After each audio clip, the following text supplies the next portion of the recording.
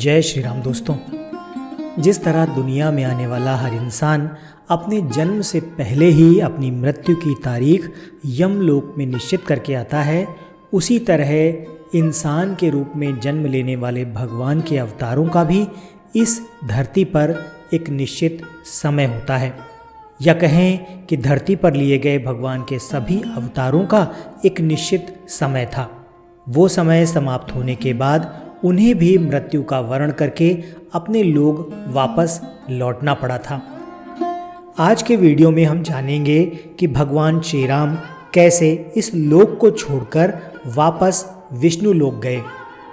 भगवान श्री राम के मृत्यु वर्ण में सबसे बड़ी बाधा उनके प्रिय भक्त हनुमान थे, क्योंकि हनुमान के होते हुए यम की इतनी हिम्मत नहीं थी कि वो राम के पास पहुंच सकें, लेकिन स्वयं श्री राम भगवान ने ही इसका हल निकाला। आइए जानते हैं कि कैसे भगवान श्री राम ने इस समस्या का हल निकाला। एक दिन राम जान गए कि पृथ्वी लोक पर उनका समय अब पूरा होने को आया है। वो जानते थे कि जो जन्म लेता है उसे पृथ्वी लोक छोड़कर जाना ही पड़ता है। यम को मुझ तक आने दो, मेरे लिए बैकुंठ, मेरे स्वर्गिक धाम जाने का समय आ गया है, उन्होंने कहा। लेकिन मृत्यु के देवता यम अयोध्या में घुसने से डरते थे, क्योंकि उनको राम के परम भक्त और उनके महल के मुख्य प्रहरी हनुमान से भय लगता था। यम के प्रवेश के लिए हनुमान को हटाना जरूरी था, इसलिए राम ने अपनी अंगूठी को महल के फर्श के एक छेद में गिरा दिया और हनुमान से इसे खोज कर लाने के लिए कहा। हनुमान ने स्वयं का स्वरूप छोटा करते हुए बिल्कुल भंवरे जैसा आकार बना लिया और केवल उस अंगूठी को ढूंढने के लिए छेद में प्रवेश कर गए। वो छेद केवल छेद नहीं था, बल्कि एक सुरंग का रास्ता था जो सांपों के नगर नागलोक तक जाता था। हनुमान नागों के राजा वासुकी से मिले और अपने आने का कारण बताया।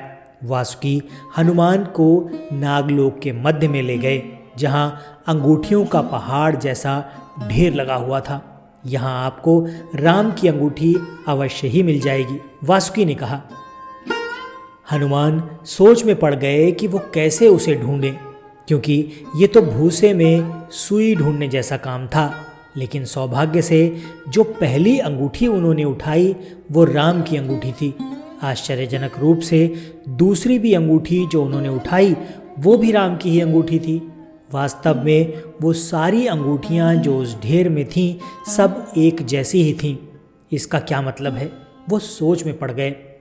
वासुकी मुस्कुराए और बोले, जिस संसार में हम रहते हैं वो सृष्टि, सृजन और विनाश के चक्र से गुजरती है। इस संसार के प्रत्येक सृष्टि चक्र को एक कल्प कहा जाता है। हर कल्प के 4 युग या 4 भाग होते हैं।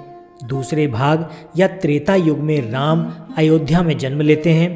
एक वानर इस अंगूठी का पीछा करता है और पृथ्वी पर राम मृत्यु को प्राप्त होते हैं। इसलिए ये सैकड़ों हजारों कल्पों से चली आ रही अंगूठियों का ढेर है। सभी अंगूठियां वास्तविक हैं। अंगूठियां गिरती रहीं और इनका ढेर बड़ा होता रहा।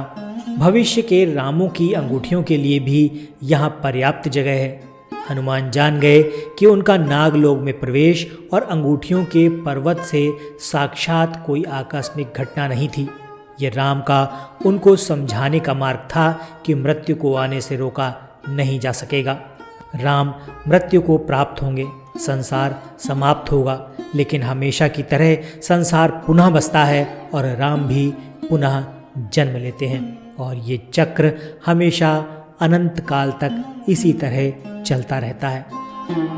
तो दोस्तों, इस कहानी से आप ये जान गए होंगे कि भगवान किस तरह से पृथ्वी पर जन्म लेते हैं और किस तरह से जब उनका समय पृथ्वी लोक पर पूरा हो जाता है तो कैसे वो शरीर त्याग कर मृत्यु का वर्ण करते हैं। ये कहानी सुनने के बाद अगर इस कहानी को समझने में थोड़ी सी भी परेशानी हो तो आप कमेंट करके अपना प्रश्न पूछ सकते हैं। उस प्रश्न का उत्तर देने का पूरा प्रयास किया जाएगा। आज के वीडियो में इतना ही। आशा करता हूँ आज की कहानी आपको ज़रूर पसंद आई होगी। वीडियो पसंद आया है तो इसे लाइक करके चैनल को सब्सक्राइब कर दीजिएगा। हम मिलते हैं आपसे अपने अगले वीडियो में ऐसी ही किसी रोचक कहानी या फिर लोक कथा के साथ।